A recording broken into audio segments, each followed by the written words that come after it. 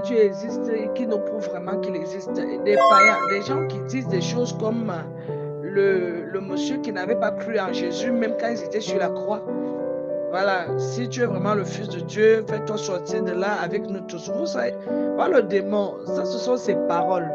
Quand il veut maintenir la haine, la douleur, la médisance et la sorcellerie dans son époque actuelle.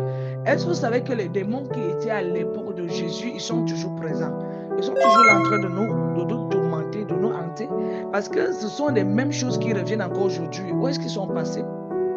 C'est comme quand on parle des ancêtres. Est-ce que même si vous entendez que Jésus a fini le diable et il a fini le diable, c'est qu'il a fini par le démasquer dans toute son obscurité et il a fini par le montrer jusqu'à quel niveau c'est lui qui décide. C'est pas que quand il a fait ça, le diable lui est mort totalement avec tout son armée. Donc c'est pour ça que je dis toujours aux gens, lisez bien la Bible et comprenez-la mieux.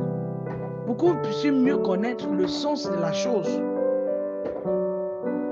Donc c'est la même chose que les gens disent aujourd'hui. Si Dieu est, pourquoi il y a tant de guerres? C'est lui qui vous a demandé de créer des guerres. Dieu n'a jamais demandé à un pays d'aller provoquer l'autre dans ses creux. Dieu n'a jamais demandé aux gens de provoquer des guerres partout pour se faire voir grand.